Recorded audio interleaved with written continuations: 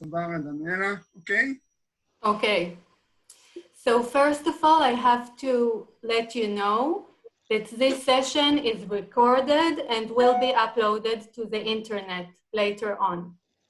And I would also like to thank my dear colleagues at the Holocaust Studies program at Western Galilee College, Dr. Boaz Cohen, Dr. Ronnie Mikel Arieli, who is from USHMM, Dr. Aaron Pasher, Dr. Miriam Ofer, and Dr. Tamir Hod. Thank you so much for helping to make this event.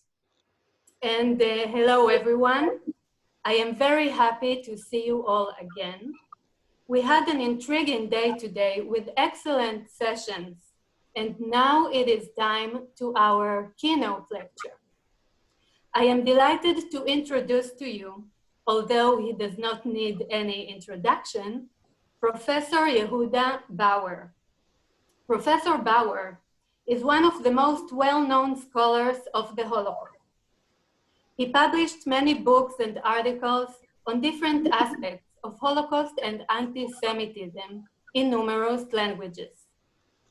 Professor Bauer was born in Prague and arrived Israel in 1939. He fought the War of Independence and was a kibbutz member for 41 years.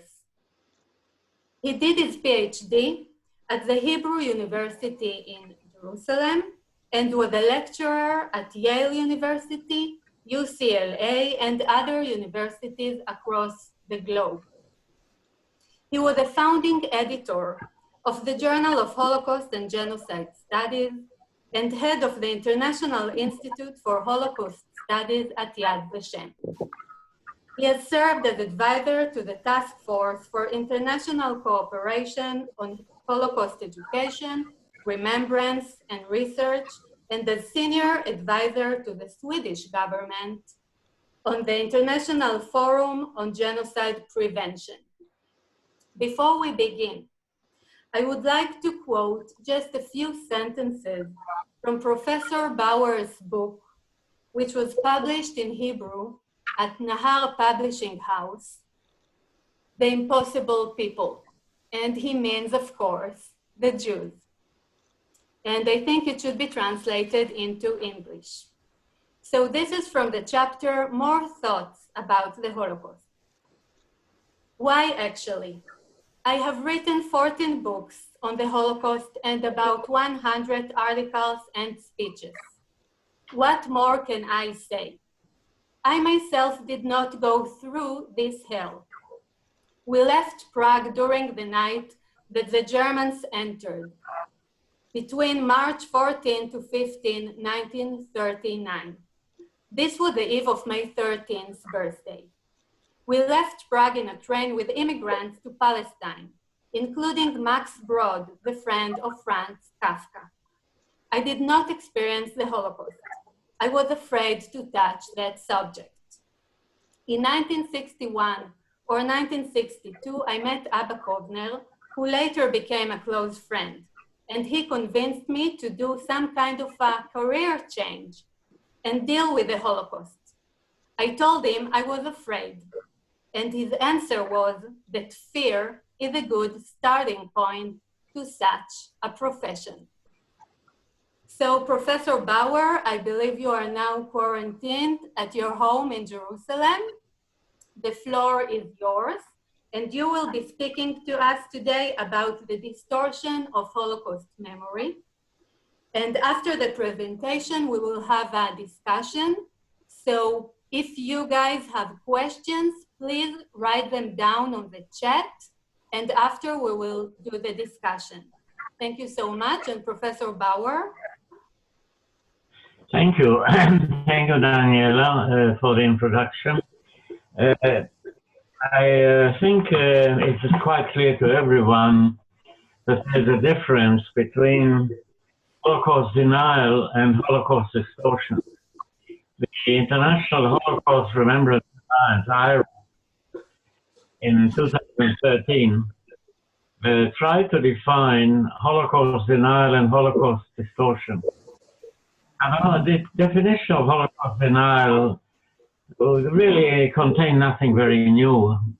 Holocaust denial, of course, is when you say that the Holocaust didn't happen, or that Jews may have suffered, but not more than others. When you say that the number of victims, Jewish victims, was some hundreds of thousands, like any other ethnic and national groups, that is Holocaust denial. Now, in the present, when the virus, the coronavirus, has actually come and encouraged a certain amount of combination of Holocaust denial and Holocaust distortion. It is not central because people accuse other people of causing the virus. Many people in the Muslim world accuse the United States for causing the virus in the United States. China is accused, and so on and so forth. But within that, they either return to the accusation against Jews, which actually repeats what we know from previous cases, many cases, of pandemics or epidemics, especially the 1348 Black Death, which was where the Jews were accused of having caused it by poisoning the wells. And you have the same kind of attitude coming up today. I'll quote just one particular case, a very recent one, of a very well-known Jordanian journalist, Asad Azouni, on a site called Dunya al-Watan on March 16, 2020. He says, I quote, "This virus is surely the outcome of the Jews' concealed hatred for the entire world. When the Jews ignited a conflagration of World War I, they won the Balfour Declaration. And when they started the conflagration of World War II, they won the establishment of their Khazar colony in Palestine. As you know, anti-Semites claim that the Israeli Jews are not Jews, but descendants of the Tatar Khazars. Continuing the quote, now they want to start a conflagration of a third world war in order to declare the establishment of the great kingdom of Israel. Within that, you have the Jews started the conflagration of World War II. It's not a Holocaust. It's World War II, which was started by the Jews, which repeats something that Hitler said on January 13, 1939, which many of you know, of course, by heart, the famous speech, in which he said exactly the same thing. Before the war broke out, if the Jews, again, like they did in World War I, cause a world war, then the result will not be the Bolshevization of the earth and therefore the victory of Jewry, but the annihilation of the Jewish race in Europe. This is a quote which everybody of you, I'm sure, knows by heart. This is a kind of denial which became very popular. And in actual fact, the beginnings of denial of the Holocaust begins with pacifists and socialists. In America, it was Harry Elmer Barnes, who after World War I claimed that the participation of America in the war in Europe was a big mistake. They shouldn't have attacked Germany. And in World War II, he said, he repeated this, why attack Germany? Germany is innocent of any real sins. It just wants to regain its place in Europe. And then when the information came out about what had happened to Jews during World War II, he said, this is impossible. It cannot have happened. The Germans don't do things like that. In France, it was Paul Racinier, a socialist pacifist, a member of the French Parliament, who was arrested by the Germans and put into Buchenwald, largely because he had rescued or helped to rescue French Jews.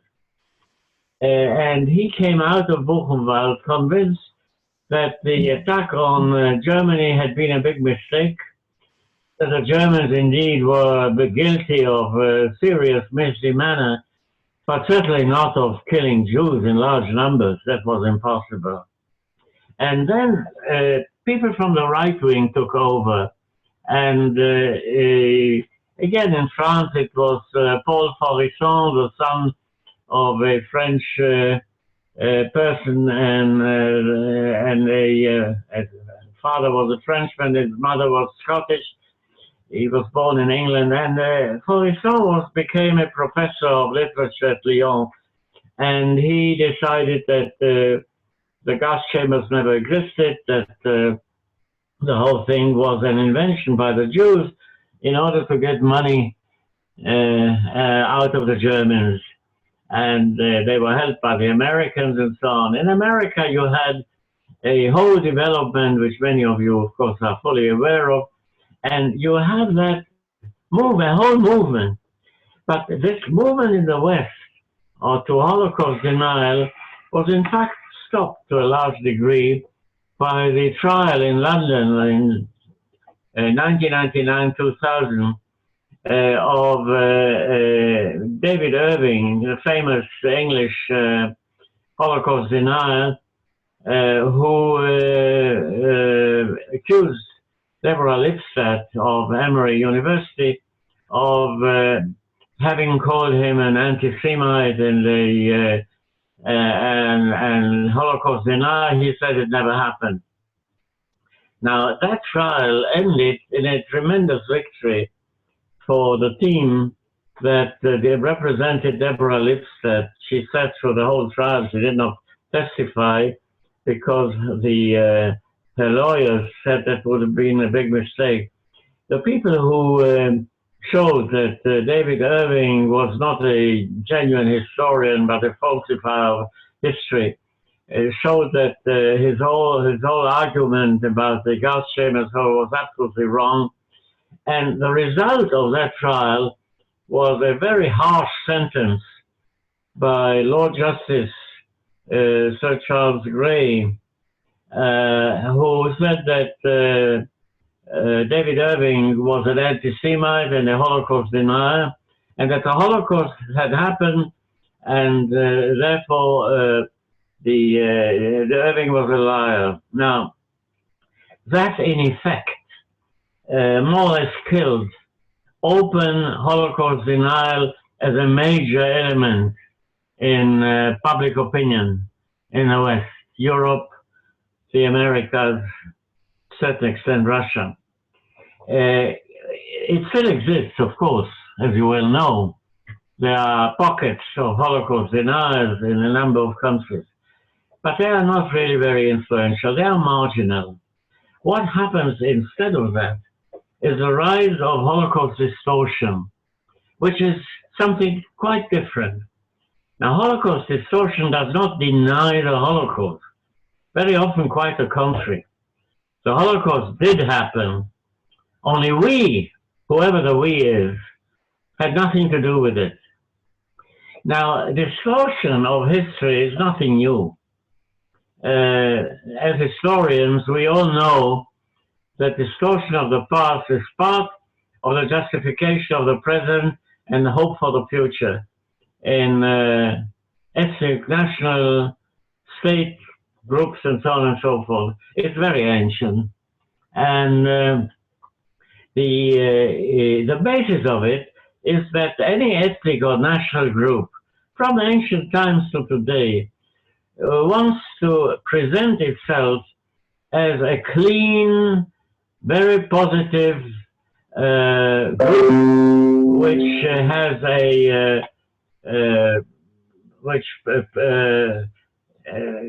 can offer a wonderful future to itself, to the group that it represents. This is not always the result of ill will. Let me give you an example of a distortion of the Holocaust that comes out of goodwill and of a desire to justify something which we all would justify. We all are aware of the tremendous emphasis that we all of us, put on rescue and help to Jews during the Holocaust, partly by Jews, but largely by non-Jews. Auschwitz is an excellent example. There's any number of testimonies, all of which, by the way, are quite reliable, about help that was offered in Auschwitz to individuals who survived and could tell the story, of rescue by friends, colleagues, members of the family, by non-Jews, by Jews, and so on and so forth. These stories are practically all of them quite truthful. They are total distortion, of course, at the same time, because they emphasize a tiny minority. When you read all that, and I am no less guilty of doing this as anyone else. The emphasis is on a tiny minority of cases. And when you read all that, you think what a wonderful place Auschwitz must have been. Everybody was helping everyone else. There were wonderful people there, you know. And yes, there were terrible Nazis, but they are really unimportant. What is important is the help, you know, piece of bread and a bowl of soup and so on and so forth. Now this is again a total distortion. Auschwitz was hell. And these cases, all of them, by the way, practically all of them, quite truthful, are a tiny minority in that hell. Now, are we justified in doing this?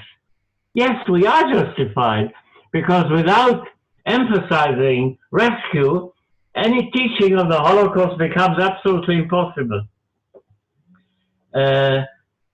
Only with those stories can we approach someone about the story of the Holocaust. We can't just teach horror and death. We have to provide some kind of an answer. And that tiny minority of people who were rescuers enabled us to do that. But in doing so, we are distorting the truth, because the truth was hell and mass murder and not something else. So there we have a distortion which comes from a positive point of view. Now, you have a similar situation, for instance, with a story that Americans tell each other, largely about World War II. You know, we joined the war in order to defend democracy, right? Wrong. We were brought into the war by a Japanese attack and by a quite unexpected declaration of war by Hitler on December 11th, 1941. Had it not been for that, I don't know whether America would have joined the war at that point. Probably not.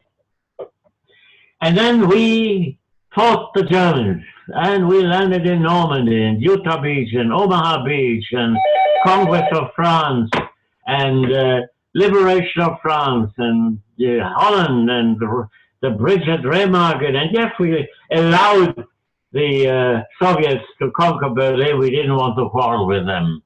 But we won the war. Total lie. But at the same time, perfect truth. It's not untrue. Americans did fight the war. They did land in Normandy. They did suffer tremendous casualties. They did liberate West Germany. And they did not prevent the Soviets from occupying Berlin. But the war was won by the Soviets, not by the Americans. Absolutely. One can prove that. Now, is that a distortion, a a willful distortion, you know, a negative. Well, not quite, because it's actually quite true. But it is a distortion at the same time. Holocaust distortion today takes a radical position, especially in countries with authoritarian governments, nationalist governments. And nationalism is something that is now expanding and ruling over much of the world. From China, which is a very long ago forgotten what communism was, but it's a nationalist imperialist power, nationalist power. Russia, which is a nationalist power. Poland, Hungary, Lithuania, the Middle East with Turkey and Egypt, Israel, Trump in America. Those are nationalist governments, and they want to justify the past in order to advance their own agendas for the present and the future. And as far as the Holocaust is concerned, in Eastern Europe especially, this takes the form of a denial, not of a denial, but of a distortion. Now, why Poland? Why is Poland so important? Well, very simple. Out of the 5.6 to 5.7 million Jews who were killed in the Holocaust, not 6 million, by the way, that's a Nazi figure. Out of these victims, 3 million, that is more than half, were Jews who had lived in pre-war Poland, in the borders of Poland of 1939.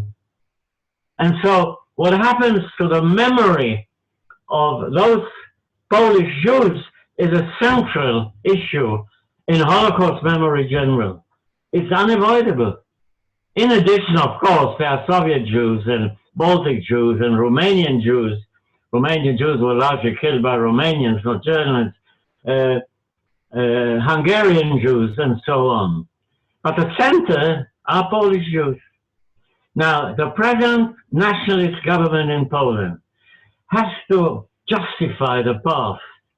And when the past isn't that wonderful, all of it, but creates quite a lot of problems, then you just invent a past that never was, not denying the Holocaust.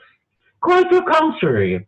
The Holocaust happened, and we just love Jews, especially dead ones. They are wonderful.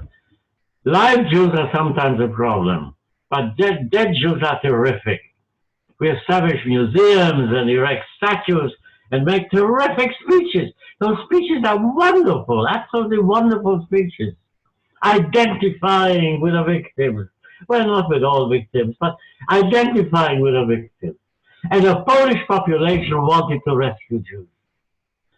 Jews didn't always want to be rescued, but the Polish population wanted to rescue Jews. And look at the many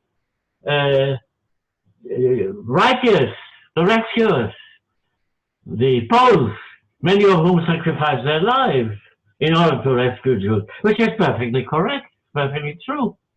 How many Poles rescued Jews? Well, Yad Vashem recognized close to 7,000. And my personal view is that it's probably 1/3 of the actual number. There were 21 million ethnic Poles in Poland in 1939. And if you say that about 20,000, let us say, Poles endangered their lives and very often paid with their lives for rescuing Jews. 20,000 with their families. So you reach a large number, a very important minority.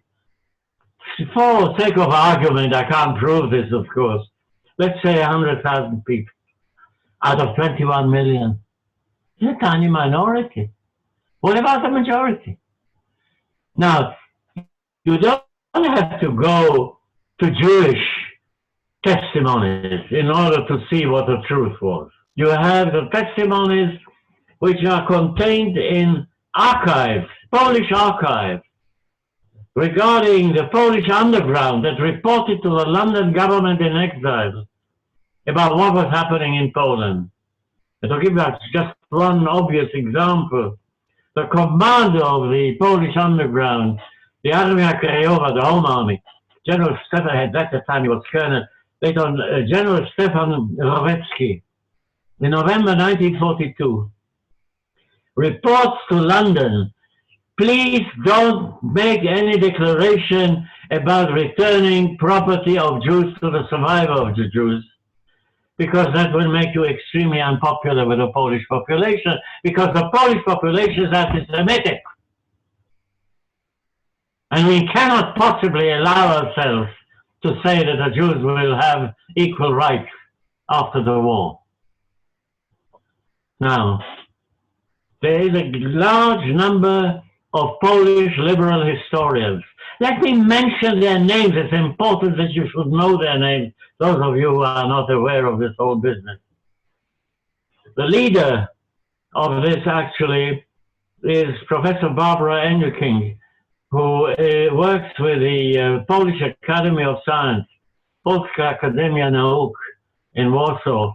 And she and her colleagues, I counted them, maybe I was wrong, maybe one or two more or less, but I counted some 28 important names. They published a tremendous amount of material on what happened in Poland to the Jews during the war. In 14 volumes of a journal, of an annual, called The Destruction of the Jews, Zagłada Żydów. And now with 2 volumes, heavy volumes, 600 pages each, called The Night Still Continues, Dalej jest noc, in which they show very clearly that the vast majority of the Polish population, especially in the countryside and the small and medium towns in Poland, when the few percentage, probably about 5 or 6% of the Jews who managed to escape the deportation to death in German camps on occupied Polish soil, and those 5 to 6% tried to hide amongst the Poles, they were delivered to the Germans either directly or via the Polish police, the blue police, the Policja Granatowa, the Polish blue police, which then either killed the Jews themselves or handed them over to the Germans. Hunts were made in the forests in Poland by peasants, Polish peasants, who were afraid that they would be punished for not doing this. And they hunted Jews in the forest and killed them, or handed them over to the Polish police. And there's an argument between the various Polish liberal historians what the actual figure might be, because of course it's almost impossible to find out in all the details and so on. So the argument is between a minimum of 130,000 Jews who were killed by the Poles or handed over by the Poles to the Germans, and 200,000.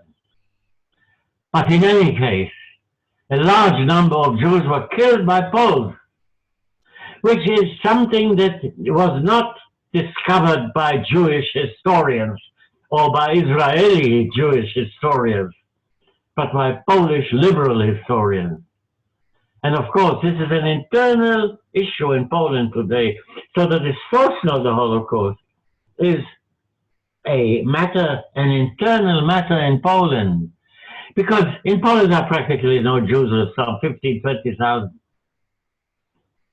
The issue is between an authoritarian government, a nationalist government on the one hand, and a liberal Polish tradition, very important tradition, liberal tradition, on the other hand.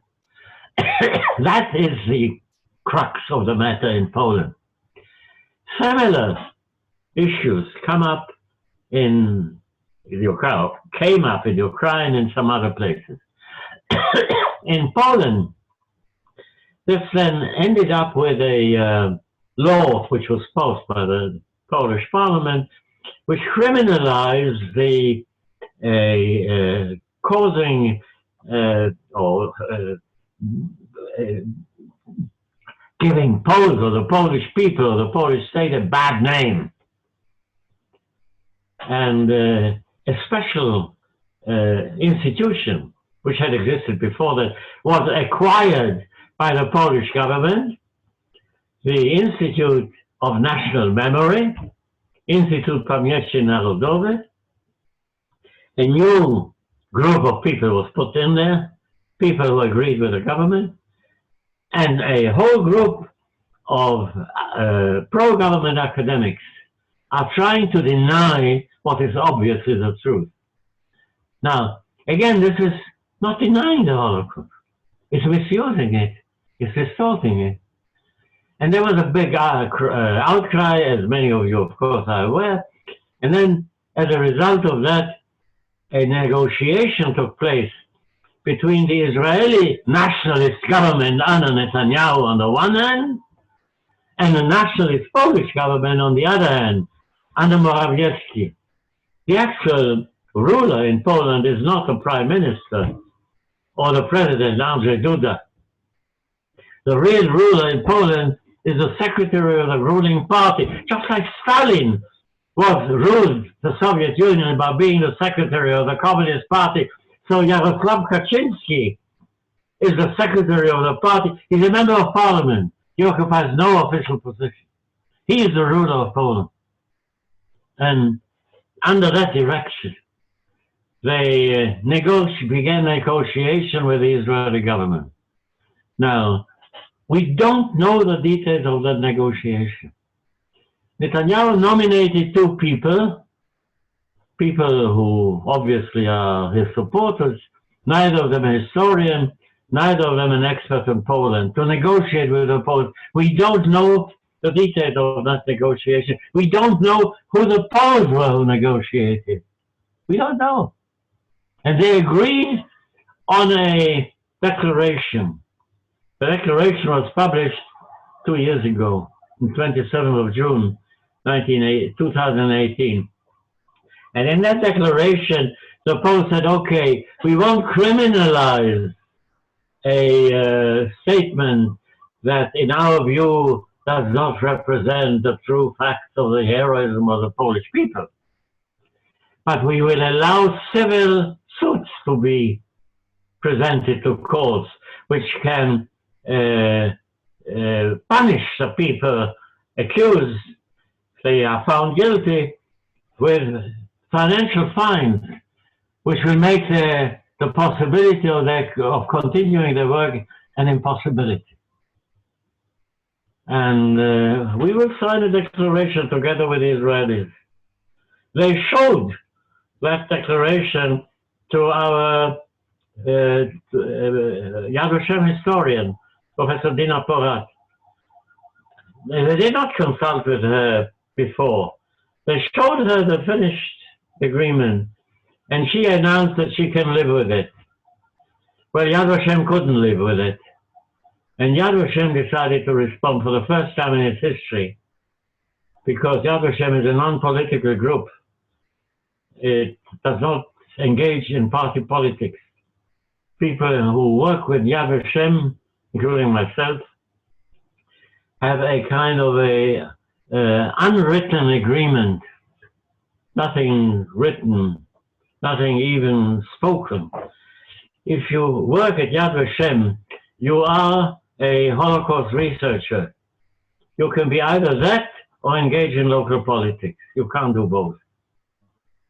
And so, for the first time, we broke that rule. And on the 5th of July, 2018, we published a big declaration in which we said that the declaration by the two governments is a distortion of the truth. We cannot live with it.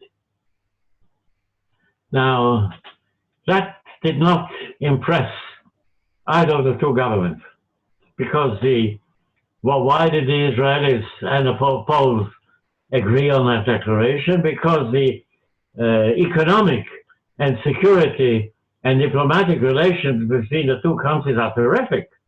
Wonderful. So why have this business of the Holocaust interfere here, you know? I mean, who cares about the Holocaust after all? And so the two governments made the declaration. Now this is a distortion by the Israeli government together with the Polish government. And we said so clearly. Did that make any impression on anyone? The answer is no, it did not, except on those who had agreed with us in advance in any case. What we did do is we made it clear at a big meeting that was held in January 2020 in Jerusalem regarding the Holocaust memory. We insisted on, in the speech of Avner Shalev, the head of Yad Vashem, to have this, he says, without actually, of course, accusing the Pope, so there's no point in doing that, making our position clear. Holocaust memory is opposite to Holocaust distortion. Now, where does this leave us today? Holocaust distortion is alive and well. It happens all the time. It happens not only in Poland. In the Ukraine, before Mr. Zelensky came into power, they passed a law in 2005 that's very similar to the Polish law that was defending the honor of the Polish people. There was the honor of the Ukrainian people who, of course, as we all know, there were a large number of Ukrainians who participated in the murder of Jews. There were also Ukrainians who rescued Jews. Now that is also true, because they were a minority. And you have a very interesting situation in Lithuania, for instance. Now, where the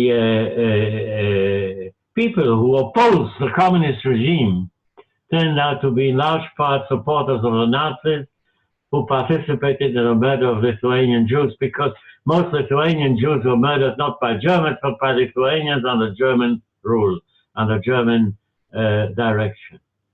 So that's Lithuania. You have a similar situation in Latvia. In Hungary, you have another case like that, because Hungary is another case of an authoritarian regime. It was the Prime Minister of Hungary, Viktor Orban, who famously stated in 2014 in a speech in Tusna to a Hungarian minority public in Romania, Tusna is in Romania, he declared that he was in favor of illiberal democracy. Illiberal democracy. Can there be an illiberal democracy? And I would argue, yes, there can be. Because in all these countries, whether you deal with China, or Russia, or Poland, or Lithuania, or Ukraine, or Hungary, or whatever, Israel, America, very large number of people in most countries, large majorities, support the nationalist agenda. And the nationalist agenda then returns to the Jews, because the Jews are the obvious victim, the obvious scapegoat. Who is responsible for all the ills of the world, said the German Jews in the 1930s. The answer was the Jews and the bicycle riders. Why the bicycle riders? Well, why the Jews? No logic in that either. And so this nationalist trend is something that the people who try to argue against the distortion of the Holocaust have to fight against. The IRA, International Holocaust Remembrance Alliance, and just to be clear, I am the honorary chairman of that, so I'm personally involved. The IRA is, although Hungary and Poland are members of IRA, there are 34 governments members of IRA, including Poland and Hungary, so we have quite a problem. But IRA is basically a liberal organization.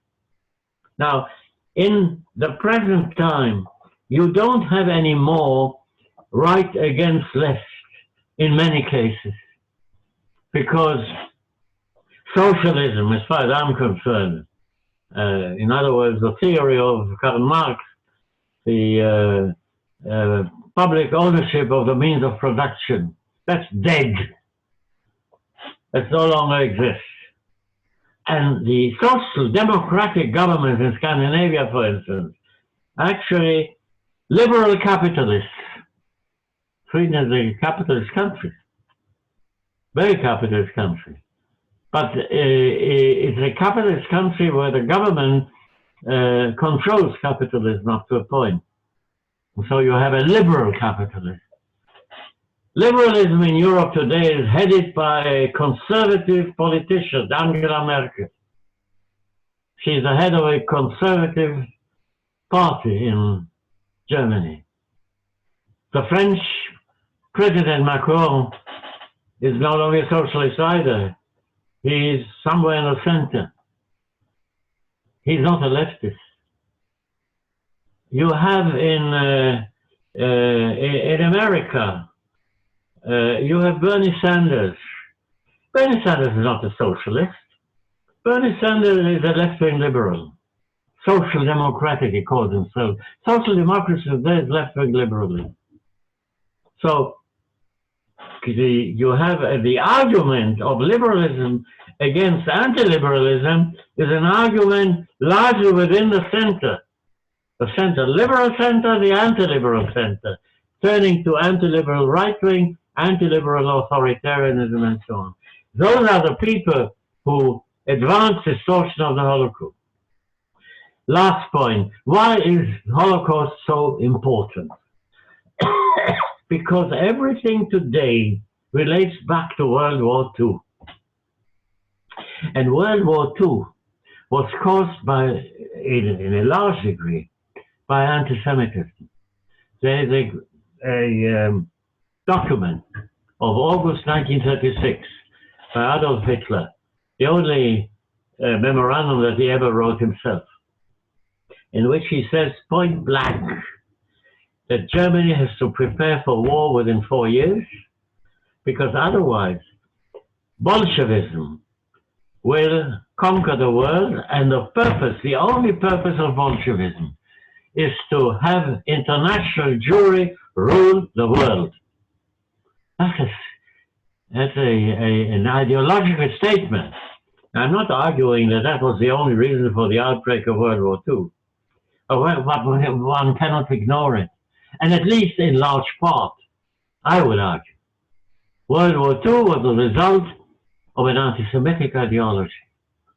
And that ideology caused 29 million non-Jewish deaths in Europe alone, apart from the 5.6 to 5.7 million who died in the Holocaust. 29 million non-Jews died. Why did they die? To a certain extent, I would say to a large extent, because of anti-Semitism. This is the basis why, unconsciously usually, people refer back in politics, in culture, in all kinds of expressions, back to World War II.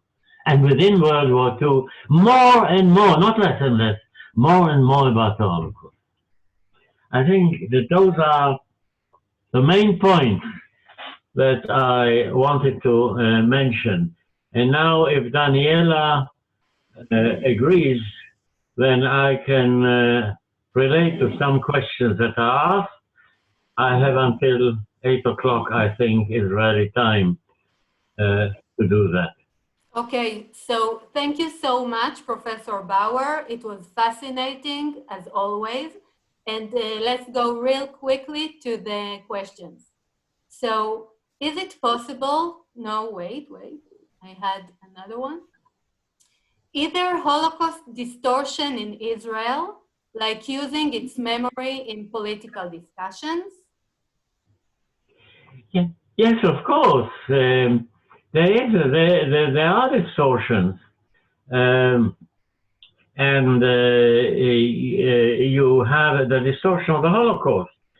which is one of the reasons that the International School for Holocaust Studies at Yad Vashem, before the Corona pandemic and hopefully after it ends, concentrates on telling the actual facts to huge numbers of students. The school in Yad Vashem is the largest school in Israel. Last year we had about 150,000 students because they come for a short time, few days or a week and so on. And so there's a large number of teachers who do that. And we had people last year from 58 different countries, teachers who came to study. And of course, there are other centers in Israel who do the same thing. Kibbutz Lachamei HaGhetto, the ghetto fighters kibbutz in the north, and so on. So there is an attempt to fight the distortion. Where is the distortion? Distortion comes in many ways. Overemphasis on certain aspects and an underemphasis on other aspects. All these complaints then about the underemphasis are basically correct because you can't do everything. So, but you have to develop a kind of a general statement opening the discussion, but stating the facts, first of all stating the facts, and then saying that the story of the Holocaust is a story of dilemmas, and then let the people who the access to the facts, and then argue which interpretation is the more correct one. Ronnie, you wanted to ask? Yes, thank you, Professor Bauer. And I'm actually relating to another question that was also asked in the chat about how do we get to balance between exploring minority or individual experiences in the Holocaust and then the big picture. And I'm actually relating to this because I'm currently working on a very, very neglected and small episode in the history of the Holocaust, which is the Jewish deportation to Mauritius. And I'm actually struggling with the fact that it is a very marginal story, but still one that should be told. And I'm actually addressing your notion of distortion of the past and your Auschwitz example. And I'm just wondering, how can we place and give voice to marginal stories and marginal voices and minorities without, actually creating such a distortion? Yeah, I read your paper about Mauritius. So I'm aware of this, and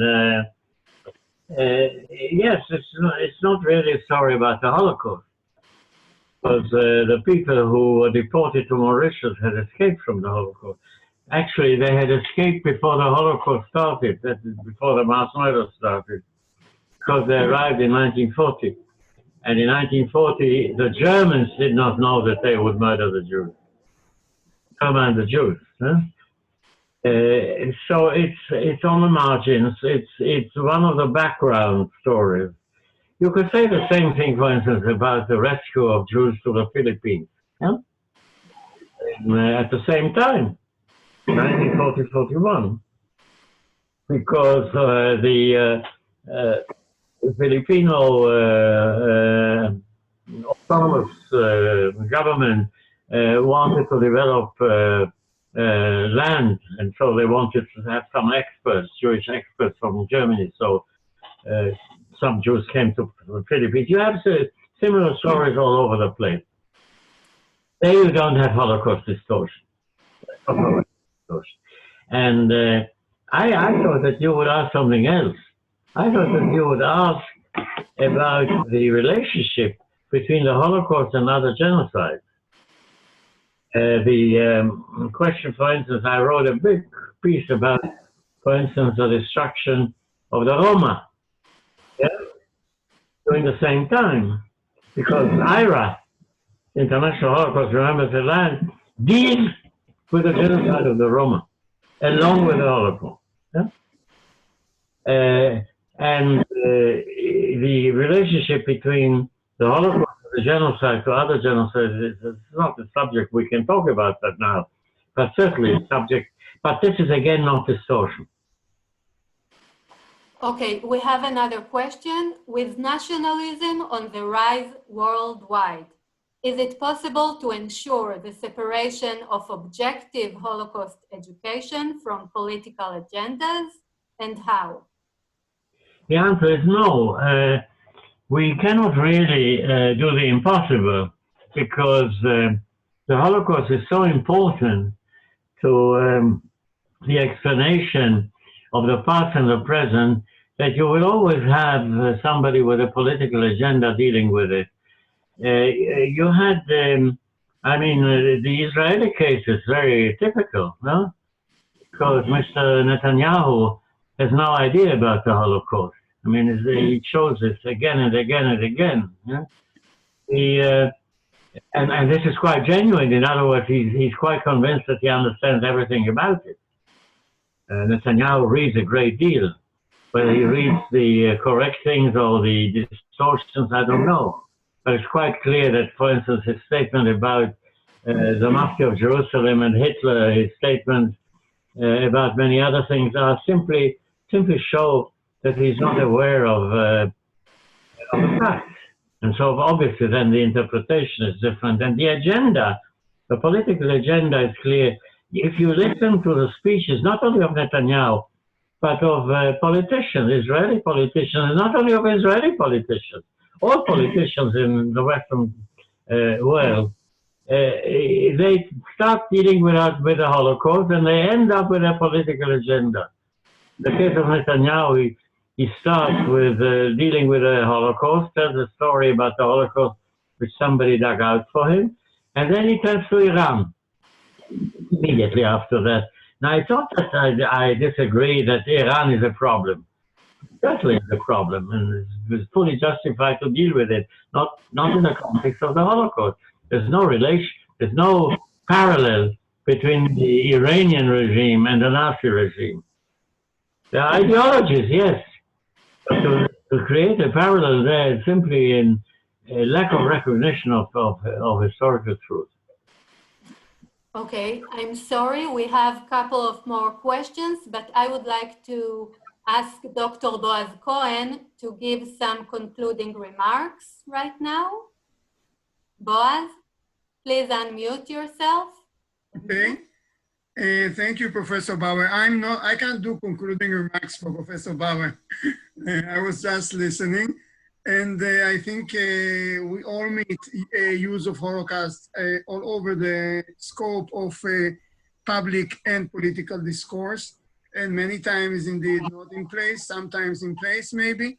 But I think what is leading us in Western Galilee College with the Holocaust Studies program is the belief that if you want a learned and educated, balanced discussion, public discussion of the Holocaust, people have to study.